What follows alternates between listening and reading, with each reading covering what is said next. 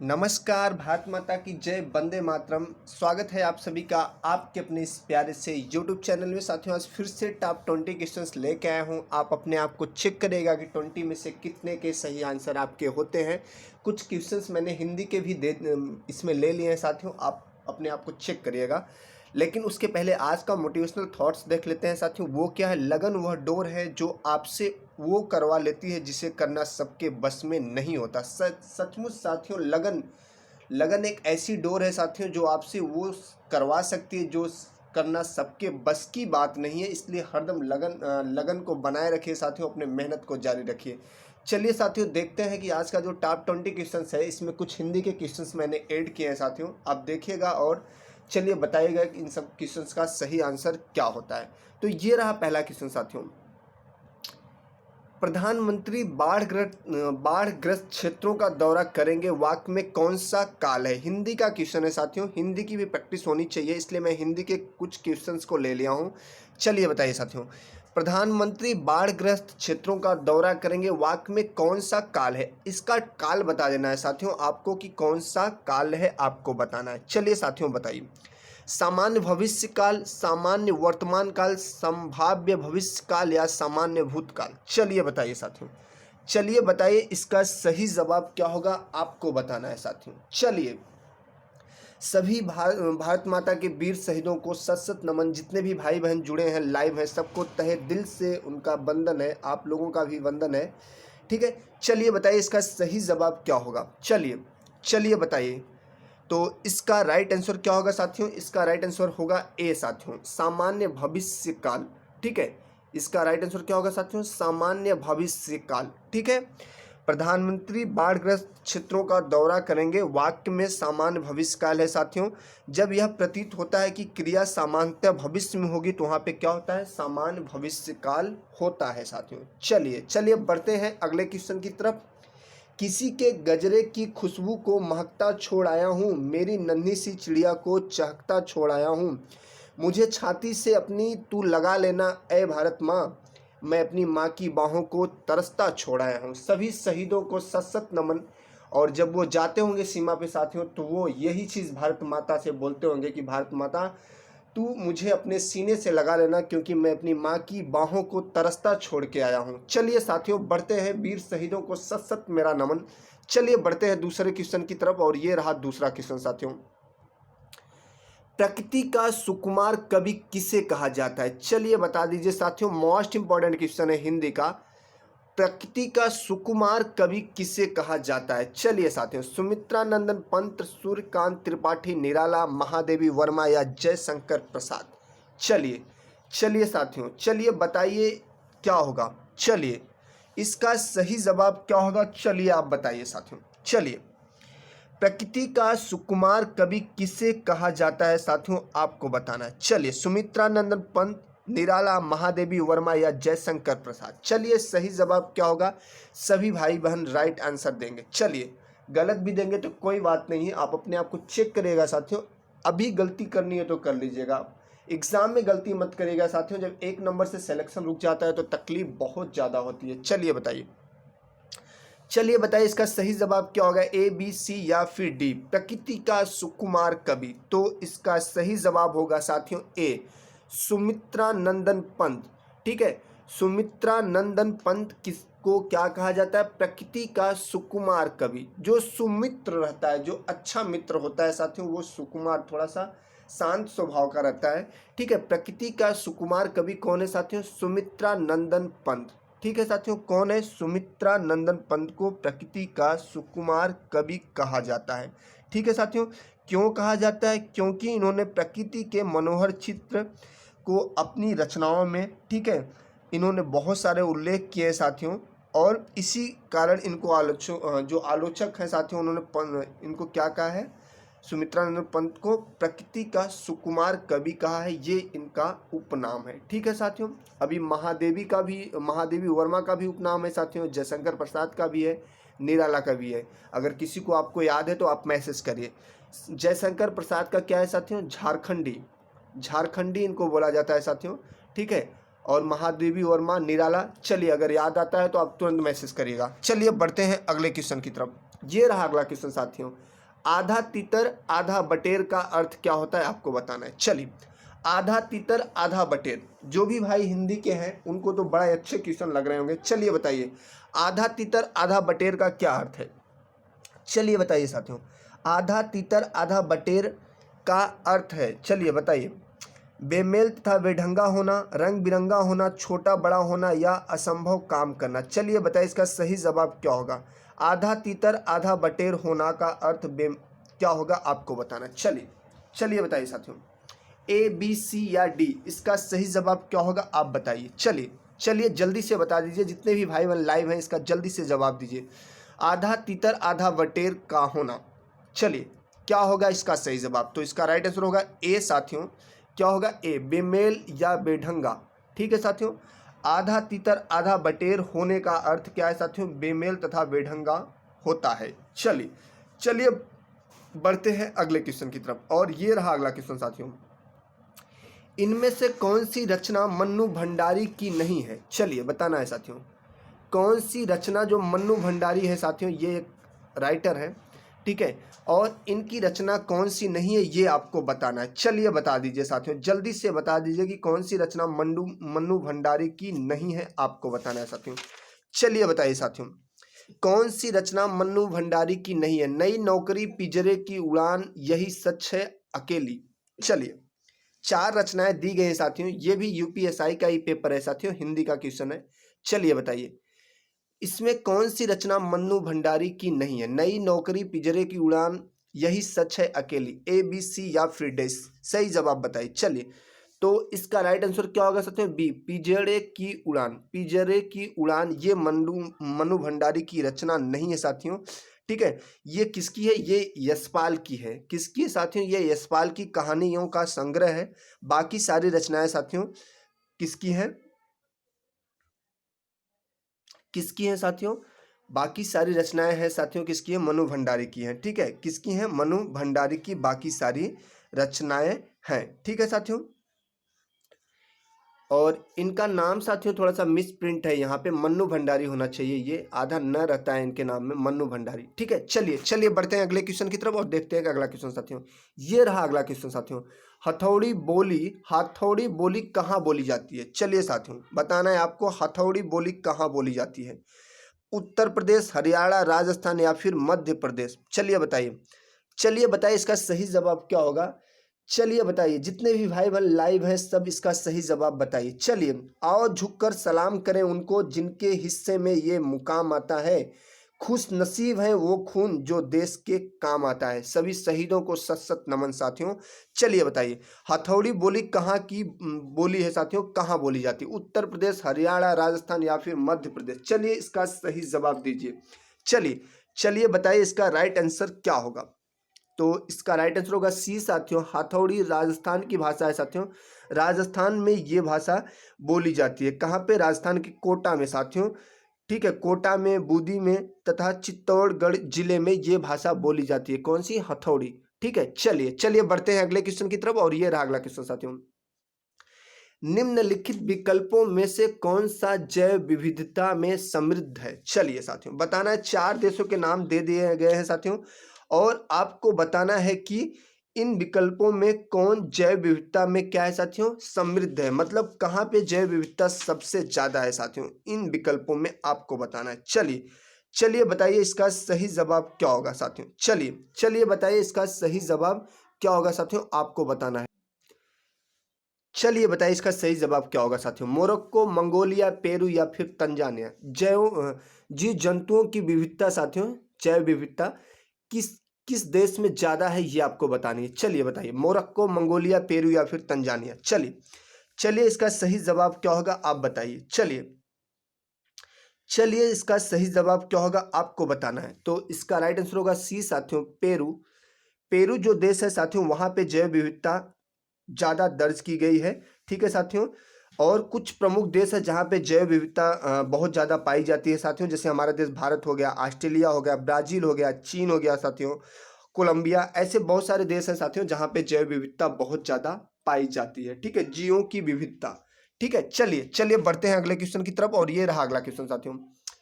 स्वच्छ सर्वेक्षण नामक सर्वेक्षण के मुताबिक भारत का सबसे स्वच्छ शहर किस राज्य में है? चलिए बताना है साथियों। स्वच्छ सर्वेक्षण नामक सर्वेक्षण के आधार पर भारत का सबसे स्वच्छ शहर किस स्टेट में है, बस ये आपको बता देना है। चलिए बताइए इसका सही जवाब क्या होगा साथियों। चलिए बताइए इसका सही जवाब क्या होगा साथियों। ये आपको बताना है कि स्वच्छ सर्वेक्षण नामक सर्वेक्षण के आधार पर भारत का सबसे स्वच्छ शहर आपको बताना है साथियों कि इसका सही जवाब क्या होगा। ये चीज आपको बतानी है। चलिए बताइए किस स्टेट में है साथियों, ये आपको बताना है। चलिए बताइए महाराष्ट्र, दिल्ली, गुजरात या फिर मध्य प्रदेश में कहाँ पे है, ये आपको बताना है साथियों। चलिए जल्दी से बता दीजिए कि इसका सही जवाब क्या होगा साथियों। चलिए क्या होगा राइट आंसर, आप बताइए साथियों इसका राइट आंसर क्या होगा। चलिए बताइए इसका सही जवाब क्या होगा, जल्दी से बताइए इसका सही जवाब क्या होगा। महाराष्ट्र, दिल्ली, गुजरात या फिर मध्य प्रदेश। चलिए तो इसका राइट आंसर क्या होगा साथियों, डी मध्य प्रदेश। साथियों एक ऐसा स्टेट है जहां पर ये जो स्वच्छता का सर्वेक्षण हुआ था साथियों, मध्य प्रदेश में जो इंदौर है साथियों, वो क्या हुआ था साथियों, उसको सबसे स्वच्छ शहर माना गया। जो भी इसका मानक था उसके आधार पर सबसे स्वच्छ शहर भारत का कौन माना गया, मध्य प्रदेश का इंदौर। ठीक है साथियों, 2019 वर्ष 2019 में, ठीक है साथियों, सबसे स्वच्छ शहर कौन माना गया, इंदौर। कहाँ है, मध्य प्रदेश में है। ठीक है साथियों, इंदौर को 3 बार साथियों 3 बार स्वच्छता की श्रेणी में पहले स्थान पे पाया है कौन, इंदौर। चलिए बढ़ते हैं अगले क्वेश्चन की तरफ और देखते हैं कि अगला क्वेश्चन क्या है साथियों। ये रहा अगला क्वेश्चन। क्यों बुखार किस जीवाणु के कारण होता है साथियों। क्यों भाई बुखार क्यों हो गया, क्यों बुखार किस जीवाणु के कारण होता है साथियों, ये आपको बता देना है। चलिए बताइए साथियों, 4 ऑप्शन आपके सामने है। रिकेट्सिया और कॉक्सियला बनर्टी, बसिलस, याकस। चलिए भाई नाम भी थोड़े से अजीब है। चलिए क्यों बुखार किस जीवाणु के कारण होता है, बस यही आपको बता देना है। 4 ऑप्शन है साथियों। चलिए रिकेट्सिया, कॉक्सियला बनर्टी, बैसिलस, बसिलस या इयाकस। चलिए बताइए सही जवाब क्या होगा। चलिए बताइए सही जवाब क्या होगा। जितने भी भाई बहन लाइव है सही जवाब क्या होगा, चलिए बताइए साथियों इसका सही जवाब क्या होगा। तो इसका राइट आंसर होगा बी साथियों, काक्सियला बनर्टी। काक्सियला बनर्टी एक जीवाणु है साथियों जो क्यू बुखार के लिए उत्तरदायी होता है। ठीक है साथियों, ये जीवाणु दुनिया भर के मवेशियों, भेड़ों और बकरियों में सबसे अधिक पाए जाते हैं साथियों।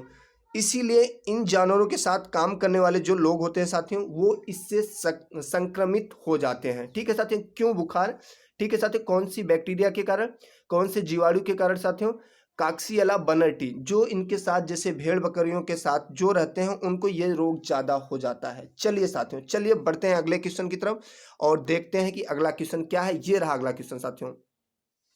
सारे जहां से अच्छा हिंदुस्तां हमारा, हम बुलबुलें हैं उसकी वो गुलसिता हमारा।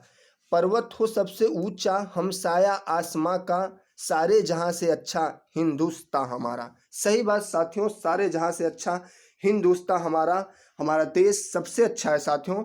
चलिए बताइए साथियों, 9वां क्वेश्चन। अखिल भारतीय अस्पृश्यता विरोधी संघ किस वर्ष में स्थापित किया गया था। चलिए बताइए साथियों, चलिए बताइए इसका सही जवाब क्या होगा। अखिल भारतीय अस्पृश्यता विरोधी संघ किस वर्ष स्थापित किया गया था।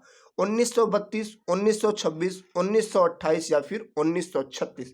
चलिए जितने भी भाई बहन लाइव हैं इसका सही जवाब दीजिए। चलिए साथियों इसका सही जवाब दीजिए। चलिए तो क्या होगा इसका राइट आंसर, आप बताइए, ए, बी, सी या फिर डी। अखिल भारतीय अस्पृश्यता विरोधी संघ किस वर्ष में स्थापित किया गया था। तो इसका राइट आंसर ए होगा साथियों, 1932 में। पूना समझौता जो हुआ था साथियों 24 सितंबर 1932। उसके बाद महात्मा गांधी की रुचि सबने अवज्ञा आंदोलन में नहीं थी साथियों। अब वो पूरी तरह से अस्पृश्यता विरोधी आंदोलन की में रुचि लेने लगे थे साथियों। और फिर अखिल भारतीय अस्पृश्यता विरोधी लीग की स्थापना 1932 में हुई साथियों, जिसका नाम बाद में परिवर्तित करके क्या कर दिया गया साथियों, हरिजन सेवक संघ। क्या कर दिया गया, हरिजन सेवक संघ। हरिजन सेवक संघ नाम बदल दिया गया साथियों। ठीक है, याद रखना साथियों। ठीक है, चलिए हरिजन सेवक संघ इसके पहले इसका नाम क्या था? अखिल भारतीय अस्पृश्यता विरोधी संघ। ठीक है, चलिए चलिए बढ़ते हैं अगले क्वेश्चन की तरफ। ये रहा अगला क्वेश्चन साथियों। माइक्रोसॉफ्ट वर्ड का पहला संस्करण निम्न में से किस ऑपरेटिंग सिस्टम के लिए जारी किया गया था? चलिए बताइए साथियों। माइक्रोसॉफ्ट का पहला संस्करण निम्न में से किस ऑपरेटिंग सिस्टम के लिए जारी किया गया था? चलिए, यूनिक्स, मैक ओएस, लिनक्स या एमएस डॉस। चलिए, कंप्यूटर का क्वेश्चन है साथियों। चलिए आप बताइए इसका सही जवाब क्या होगा। चलिए, जितने भी भाई बहन लाइव हैं इसका सही जवाब बताइए क्या होगा। चलिए बताइए इसका सही जवाब क्या होगा। भारत की फजाओं को सदा याद रखूंगा, आजाद था, आजाद हूं और आजाद रहूंगा, चंद्रशेखर आजाद। नमन है आपको। चलिए साथियों बताइए इसका सही जवाब क्या होगा। तो इसका राइट आंसर होगा साथियों, क्या होगा? D, MS DOS. साथियों ये क्या था? माइक्रोसॉफ्ट वर्ड का पहला संस्करण था साथियों, जो किस ऑपरेटिंग सिस्टम के लिए जारी किया गया था? माइक्रोसॉफ्ट जो एमएस डॉस होता है साथियों, इसके लिए जारी किया गया था। ठीक है साथियों, चलिए बढ़ते हैं अगले क्वेश्चन की तरफ। और ये रहा अगला क्वेश्चन साथियों। भारत का पहला आरक्षित वन्य राष्ट्रीय उद्यान है। चलिए बताइए साथियों, भारत का पहला आरक्षित राष्ट्रीय वन उद्यान कौन सा है? ये आपको बताना है साथियों। चलिए, कार्बेट राष्ट्रीय उद्यान, सतपुड़ा राष्ट्रीय उद्यान, काजीरंगा गिर, क्या होगा सही जवाब? आप बताइए साथियों। चलिए इसका सही जवाब क्या होगा आपको बताना है साथियों। भारत का पहला आरक्षित वन राष्ट्रीय उद्यान कौन है? आरक्षित वन राष्ट्रीय उद्यान पूछ रहा है साथियों, कौन है? देश का पहला पूछेगा तो दूसरा हो जाएगा साथियों। ये आरक्षित वन राष्ट्रीय उद्यान पूछ रहा है। चलिए बताइए, कार्बेट राष्ट्रीय उद्यान, सतपुड़ा राष्ट्रीय उद्यान, काजीरंगा गिर, क्या होगा सही जवाब? आप बताइए। चलिए, तो इसका राइट आंसर क्या होगा साथियों? जल्दी से बताइए। चलिए बताइए इसका। तो इसका राइट आंसर होगा साथियों बी, सतपुड़ा राष्ट्रीय उद्यान। साथियों सतपुड़ा राष्ट्रीय उद्यान साथियों भारत का प्रथम आरक्षित वन राष्ट्रीय उद्यान है। ठीक है साथियों, राज्य सरकार द्वारा इसे राष्ट्रीय उद्यान और अभ्यारण्य घोषित किया गया था। बाद में भारत सरकार द्वारा इसे बाघ आरक्षित क्षेत्र घोषित कर दिया गया। और देश का पहला राष्ट्रीय उद्यान पूछेगा साथियों तो कार्बेट, जिम कार्बेट। ठीक है, जो उत्तराखंड में साथियों, जिसका पुराना नाम क्या है? चलिए बताइए जिसका पुराना नाम क्या है? Hailey National Park. ठीक है, चलिए, काजीरंगा कहाँ है? आसाम में। और गिर कहाँ है साथियों? गुजरात में। चलिए जल्दी से बढ़ते हैं अगले क्वेश्चन की तरफ। और ये रहा अगला क्वेश्चन साथियों। शरीर के किस भाग में त्रिज्या अस्थि स्थित होती है? चलिए भैया, अभी तो हम लोग त्रिज्या पढ़े थे, सर्किल ऑर्किल में पढ़े थे, अभी त्रिज्या अस्थि भी आ गई है। बताइए शरीर के किस भाग में होती है साथियों? आपको बताना है साथियों, शरीर के किस भाग में त्रिज्या अस्थि होती है? रेडियल बोन इसको बोलते हैं साथियों, रेडियल बोन। चलिए बताइए किस भाग में होती है रेडियल बोन साथियों? आपको बताना है शरीर के किस भाग में त्रिज्या अस्थि होती है, आपको बताना है। कलाई, पैर, जांघ या जबड़ा? कलाई, पैर, जांघ या जबड़ा? जितने भी भाई बहन लाइव हैं सब इसका सही जवाब दीजिए। चलिए साथियों, इसका सही जवाब क्या होगा आप बताइए। वतन की मोहब्बत में हम खुद को तपाए बैठे हैं, हम मरेंगे तो वतन के लिए, ये मौत से हम शर्त लगाए बैठे हैं, शहीदों को सत सत नमन। चलिए बताइए साथियों, शरीर के किस भाग में त्रिज्या अस्थि स्थित है? बताइए इसका सही जवाब क्या होगा। चलिए, कलाई, पैर, जांघ या जबड़ा? चलिए जल्दी से बता दीजिए साथियों। तो इसका राइट आंसर ए होगा साथियों। जो त्रिज्या अस्थि है साथियों वो कहाँ होती है? कलाई में। कलाई, जो हमारी कलाई होती है साथियों, वहाँ कलाई वाले भाग में स्थित होती है। कौन सी बोन साथियों? जिसको रेडियल बोन या त्रिज्या अस्थि कहते हैं। चलिए बढ़ते हैं अगले क्वेश्चन की तरफ साथियों। ये रहा अगला क्वेश्चन। हमारे देश में ग्रामीण विकास किसके साथ शुरू किया गया था? चलिए साथियों, हमारे देश में ग्रामीण विकास किसके साथ शुरू किया गया था? चलिए बताइए साथियों। सामुदायिक विकास कार्यक्रम, सेवा दृष्टिकोण, एकीकृत ग्रामीण विकास कार्यक्रम, लघु किसान विकास एजेंसी? चलिए इसका सही जवाब क्या होगा? जल्दी से बता दीजिए साथियों। चलिए साथियों, इसका सही जवाब क्या होगा? तो इसका राइट आंसर जल्दी से बता दीजिए, जितने भी भाई बहन लाइव हैं। तो इसका राइट आंसर क्या होगा? इसका राइट आंसर होगा ए साथियों। सामुदायिक विकास कार्यक्रम के साथ साथियों हमारे देश में ग्रामीण विकास कार्यक्रम दोनों साथ में स्टार्ट हुए थे साथियों। ठीक है, देश में सर्वप्रथम सामुदायिक विकास कार्यक्रम साथियों 2 अक्टूबर 1952 को तत्कालिक प्रधानमंत्री पंडित जवाहरलाल नेहरू द्वारा प्रारंभ किया गया था। कहाँ किया गया था? राजस्थान का एक जिला था साथियों। आप बताइएगा मैसेज में। चलिए बढ़ते हैं अगले क्वेश्चन की तरफ। ये रहा अगला क्वेश्चन। वह पहला मुगल शासक कौन था जिसने अपने सैन्य विजय अभियान में तुलुगमा राजनीति का प्रयोग किया? तुलुगमा राजनीति साथियों, इसका प्रयोग किया, वह कौन सा मुगल शासक था? आपको बताना है साथियों। चलिए बताइए साथियों, इसका सही जवाब क्या होगा? चलिए, बाबर, हिमायूं, मोहम्मद गोरी, आदिल शाह। चलिए, जितने भी भाई बहन लाइव हैं सब इसका जवाब दीजिए। वह कौन सा पहला मुगल शासक था जिसने अपने सैन्य विजय अभियान में तुलुगमा राजनीति का प्रयोग किया साथियों? चलिए, तुलुगमा राजनीति का प्रयोग किया साथियों। चलिए बताइए। चलिए, इसका सही जवाब क्या होगा आपको जल्दी से बता देना है साथियों। तो इसका राइट आंसर क्या होगा जल्दी से बताइए। इसका राइट आंसर होगा ए साथियों। बाबर ने तुलुगमा राजनीति का प्रयोग किया था साथियों। तुलुगमा युद्ध पद्धति का प्रयोग करने वाला पहला शासक कौन था साथियों? बाबर, जिसका पूरा नाम क्या है साथियों? जहरुद्दीन मोहम्मद बाबर। ठीक है, इसने इसका पहला प्रयोग किया था साथियों। पानीपत के प्रथम युद्ध में बाबर ने उज्बेकों की युद्ध नीति के खिलाफ इस पद्धति का प्रयोग किया था साथियों। कौन सी पद्धति थी? तुलुगमा। ठीक है, कौन सी पद्धति थी साथियों? तुलुगमा, जिसमें तोपों को सजाने में रूसी विधि का प्रयोग किया जाता था साथियों। और सबसे पहले अगर तोपों की बात की जाए तो बाबर ने ही प्रयोग किया था साथियों। चलिए चलिए बढ़ते हैं अगले क्वेश्चन की तरफ। ये रहा अगला क्वेश्चन साथियों। प्रथम संशोधन के माध्यम से भारतीय संविधान में कौन सी अनुसूची जोड़ी गई? चलिए बताइए। प्रथम संशोधन के माध्यम से भारतीय संविधान में कौन सी अनुसूची जोड़ी गई आपको बता देना है। चलिए जल्दी से बता दीजिए साथियों। शहीदों की चिताओं पर लगेंगे हर बरस मेले, वतन पे मरने वालों का यही बाकी निशा होगा। सभी शहीदों को मेरा सत सत नमन, उनके परिवार को भी मेरा नमन, हम आपके सदा ऋणी रहेंगे। चलिए बताइए। प्रथम संशोधन के माध्यम से भारतीय संविधान में कौन सी अनुसूची जोड़ी गई थी? चलिए जल्दी से बता दीजिए आप। चलिए साथियों बताइए। चलिए, इसका सही जवाब क्या होगा जल्दी से बता दीजिए साथियों। प्रथम संशोधन जो हुआ था साथियों, उसके माध्यम से कौन सी अनुसूची जोड़ी गई थी ये आपको बताना है। तो इसका राइट आंसर क्या होगा? इसका राइट आंसर होगा सी साथियों। नवी अनुसूची जोड़ी गई थी साथियों। कौन सी नवी अनुसूची जोड़ी गई थी साथियों?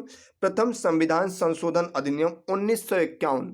ठीक है साथियों, 1951 के जरिए भारतीय संविधान में नवी अनुसूची तथा अनुच्छेद 31 क और 31 के ख जोड़े गए थे साथियों। ठीक है, चलिए चलिए इसको याद रखना साथियों। प्रथम संशोधन में कौन सी अनुसूची जोड़ी गई थी? नवी अनुसूची जोड़ी गई थी और 1991 में। चलिए चलिए बढ़ते हैं अगले क्वेश्चन की तरफ। और ये रहा अगला क्वेश्चन साथियों। कौन सा राज्य भारतीय संविधान की 8वीं अनुसूची में उल्लेखित नहीं है? चलिए साथियों बताना है आपको। ये 4 राज्य दिए गए हैं और जो भारतीय संविधान की अनुसूची 8वीं अनुसूची है साथियों, उसमें कौन सा राज्य उल्लेखित नहीं है आपको बताना है। चलिए साथियों, चलिए बताना साथियों। जहां पे टाइपिंग मिस्टेक हो गया है, 8वीं नहीं, जहां पे 6वीं होना चाहिए, 6वीं अनुसूची। ठीक है, 6वीं अनुसूची होना चाहिए साथियों। ठीक है, 8वीं में तो क्या हो जाता है? लैंग्वेज है ना साथियों। चलिए, 6वीं अनुसूची में कौन सा राज्य उल्लेखित नहीं है साथियों, ये आपको बताना है। चलिए जल्दी से बता दीजिए साथियों। 6वीं अनुसूची में कौन सा राज्य उल्लेखित नहीं है? मिजोरम, असम, नागालैंड या फिर त्रिपुरा? चलिए बताइए इसका सही जवाब क्या होगा। चलिए, तो इसका सही जवाब होगा साथियों सी, नागालैंड क्या है साथियों? उल्लेखित नहीं है। असम, मेघालय, त्रिपुरा और मिजोरम जनजातीय क्षेत्रों को साथियों इसमें प्रशासन के बारे में उपबंध में 6वीं अनुसूची में है साथियों, लेकिन नागालैंड क्या है? इसमें नहीं है। ठीक है साथियों, नागालैंड 6वीं अनुसूची में उल्लेखित नहीं है साथियों। चलिए चलिए बढ़ते हैं अगले क्वेश्चन की तरफ। ये रहा अगला क्वेश्चन साथियों। वर्ष 2016 में पारित मातृत्व लाभ अधिनियम में पहली बार मां बनने वाली औरतों के लिए मातृत्व अवकाश की अवधि 12 सप्ताह से बढ़ाकर कर दी गई थी। चलिए साथियों, इतना लंबा क्वेश्चन कितने सप्ताह तक बढ़ा के कर दी गई थी साथियों आपको बताना। 24 सप्ताह, 53 सप्ताह, 26 या फिर 18 सप्ताह? चलिए बताइए। चलिए बताइए इसका सही जवाब क्या होगा। चलिए साथियों बताइए। मरने का हमें कोई गम नहीं है, लेकिन ए खुदा जिस मिट्टी में मिलूं वो मिट्टी हिंदुस्तान की हो। ये सभी शहीदों की ये एक उम्मीद होगी साथियों। एक ऐसा सोचते होंगे कि अगर मैं मरूं तो अपनी मिट्टी में मरूं, अपने देश की मिट्टी में मरूं। ठीक है, शहीदों को सत सत नमन। चलिए साथियों बताइए कितने सप्ताह का अवकाश बढ़ा के कर दिया गया था आपको बताना है। चलिए, ए, बी, सी या फिर डी, क्या होगा सही जवाब आप बताइए साथियों। तो इसका राइट आंसर होगा साथियों सी, 26 सप्ताह साथियों। 26 सप्ताह बढ़ा के कर दिया गया था साथियों। मातृत्व लाभ अधिनियम कब साथियों?